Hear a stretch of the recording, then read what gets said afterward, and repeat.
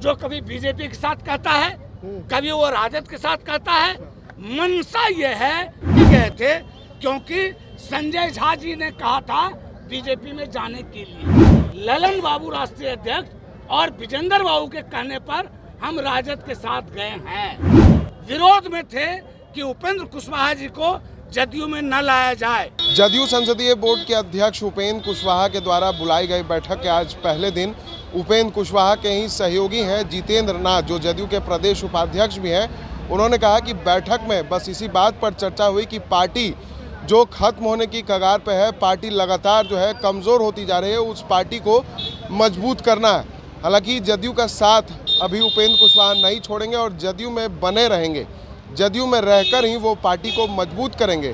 क्या कह रहे हैं पार्टी के प्रदेश उपाध्यक्ष जितेंद्र नाथ, पहले सुने। गए थे क्योंकि संजय झा जी ने कहा था बीजेपी में जाने के लिए, और अभी राष्ट्रीय परिषद का जब खुला अधिवेशन हुआ श्री कृष्ण मेमोरियल हॉल में, तब माननीय मुख्यमंत्री जी ने कहा कि ललन बाबू राष्ट्रीय अध्यक्ष और विजेंद्र बाबू के कहने पर हम राजद के साथ गए हैं। साथियों को शंका है, साथी समझते हैं मामला इतना छोटा नहीं है बल्कि एक गहरी साजिश है।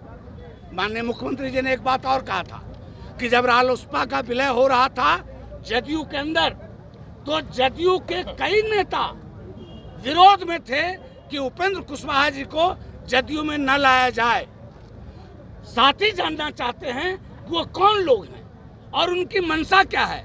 हम लोग जो वक्ता यहाँ बोल रहे हैं उनका एक जो जनरल ट्रेंड है उनकी बातों का, वो ये है कि वही कॉकस है जो कभी बीजेपी के साथ कहता है, कभी वो राजद के साथ कहता है।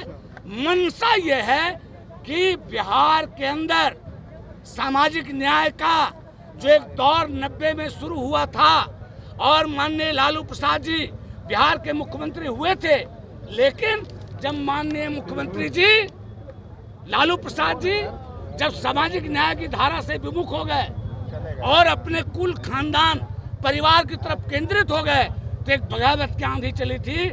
1994 के 12 मार्च को गांधी मैदान में 10 लाख लोग आए थे और ऐलान किया था कि हम सामाजिक न्याय की धारा को बनाएंगे। नीतीश कुमार जी को खड़ा होना चाहिए था, माननीय नीतीश कुमार जी खड़े नहीं हैं। हमारे तमाम वक्ताओं ने एक बात कही है कि अपार दुख है। कुछ साथी रो रहे थे कि पीड़ा है हमारे अंदर कि आज माननीय मुख्यमंत्री नीतीश कुमार जी को बेबस कर दिया गया है। आज वो बेबस हैं, आज वो लाचार हैं और जदयू का कॉकस उनको घेरे हुए है। कॉकस को सब लोग जानते हैं और वो अपने मन का चला रहा है। वो प्रधानमंत्री नहीं बनाना चाहता नीतीश बाबू को। नीतीश बाबू का नाम आगे करके एक खेल हो रहा है चकमा का, ताकि इनको यहाँ से बाहर किया जाए और सत्ता की बागडोर उनके हाथ सौंप दी जाए जिनके खिलाफ 94 से बगावत शुरू हुई। इसलिए साथियों ने कहा कि अब वक्त आया है एक ठोस समझदारी, लेकिन कोई कंक्रीट अभी तक बात नहीं हुई है। हम अलग नहीं हो रहे हैं, हम जदयू में हैं, जदयू को ठीक करना चाहते हैं, लेकिन अगर ये कॉकस नहीं ठीक हुआ तो और बातें आगे बढ़ेगी।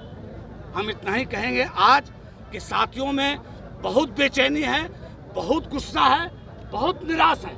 सभी साथी, कई साथी रो गए बोलते हुए कि हम जदयू को जो बनाना चाहते हैं वो नहीं बना पा रहे। साफ तौर पर जितेंद्र नाथ ने कहा है कि उपेंद्र कुशवाहा की बस चिंता ये है कि पार्टी जो है वो लगातार कमज़ोर हो रही है और पार्टी में नीतीश कुमार जो है वो अपने स्वविवेक से निर्णय नहीं ले रहे हैं।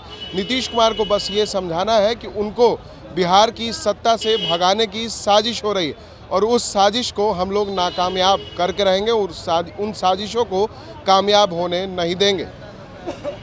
सहयोगी अमित के साथ विशाल भारद्वाज, जी न्यूज़ पटना। आशीर्वाद इजीकॉन ग्रुप, भरोसे का दूसरा नाम। हम सिर्फ घर नहीं, खुशियाँ भी बनाते हैं।